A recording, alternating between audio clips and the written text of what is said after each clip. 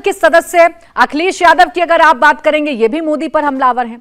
घोसी उपचुनाव में जीती समाजवादी पार्टी का कॉन्फिडेंस इतना हाई है, इतने उत्साहित हैं अखिलेश यादव कि उन्होंने G20 के जी को घोसी से जोड़ दिया है।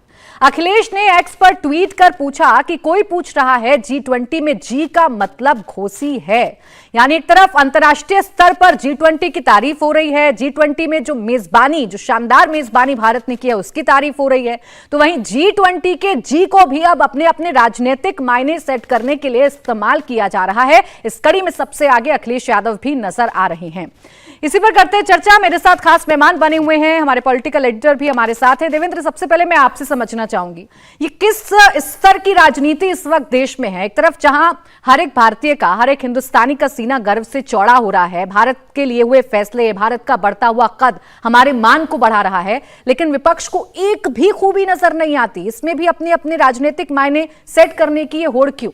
बिल्कुल प्राची, और ऐसे समय में जब पूरी दुनिया में आपकी वाहवाही हो रही है, आपके देश की वाहवाही हो रही है, वो किसी लीडर की सिर्फ वाहवाही नहीं हो रही है बल्कि देश की हो रही है, और उस समय अगर आप उसी समय यहाँ पर घरेलू राजनीति में ऐसी ऐसी टिप्पणी करें तो थोड़ी हैरानी ज़्यादा होती है। और उसमें ये समझ में भी नहीं आता कि आखिर किस राजनीतिक सोच के तहत ऐसा किया जा रहा है, क्योंकि जनता में भी ये कोई बहुत अच्छा जाए, ये कोई मानने वाली बात नहीं होगी। कोई भी ये नहीं समझ सकता और स्वीकार्य नहीं हो सकता इस तरह की बात करना। इसमें कोई दो राय नहीं कि घोसी का उपचुनाव का नतीजा अखिलेश यादव के लिए ज़बरदस्त सफलता है, लेकिन इसमें भी कोई दो राय नहीं कि ये तुलना बेहद अप्रासंगिक और बेतुका सा है, और इस चीज़ को इस रूप में पेश नहीं करना चाहिए।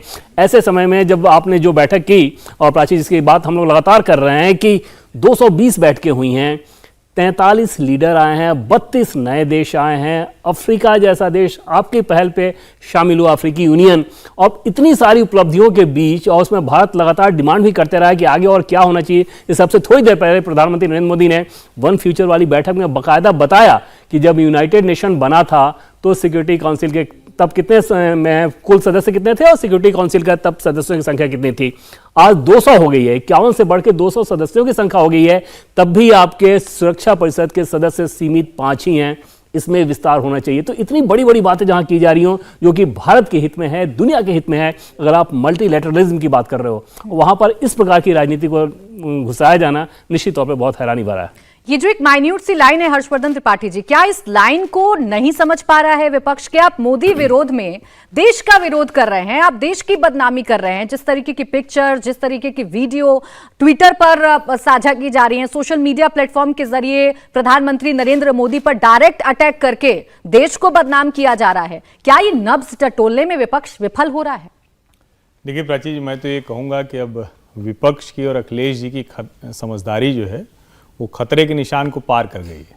जैसे कोई नदी बहती है और नदी में बाढ़ आ जाए, वो खतरे के निशान को पार कर जाए तो लोग उससे डरने लगते हैं, क्योंकि वो जीवन लेने वाली होती है। तो कांग्रेस की और अखिलेश जी की समझदारी कुछ उसी स्तर पर पहुंच गई है।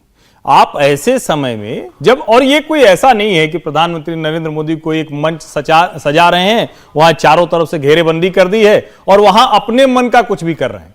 ये दुनिया भर के वो नेता आए हुए हैं जिनकी एजेंसियां हैं, जिन देशों से गवर्न होता है पूरी दुनिया का एक कहें कि तंत्र, जो इकोसिस्टम है, वो नेता यहां बैठे हुए हैं।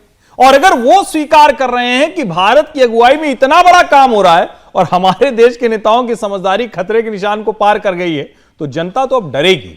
क्योंकि जब आप ये इसकी तुलना करने लगते हैं ना, और आप देखिए कांग्रेस के जो ट्वीट्स आ रहे हैं, जो भी वो पोस्ट कर रहे हैं लगातार सोशल मीडिया पर, या तो उनको ये लग रहा है कि हम हताशा में वहां खड़े हैं जहां चलो ठीक है अब आत्मघाती हो जाते हैं, कुछ तो होगा, कोई तो नुकसान होगा मोदी का, यहां तक वो पहुंच गए हैं। लेकिन लोकतंत्र में ये स्थिति बहुत अच्छी नहीं होती है। और मैं फिर से कह रहा हूं कि जनता के बीच भरोसा तब बनता है जब जो हो रहा है और आप जो कह रहे हैं उसमें बहुत फर्क नहीं हो।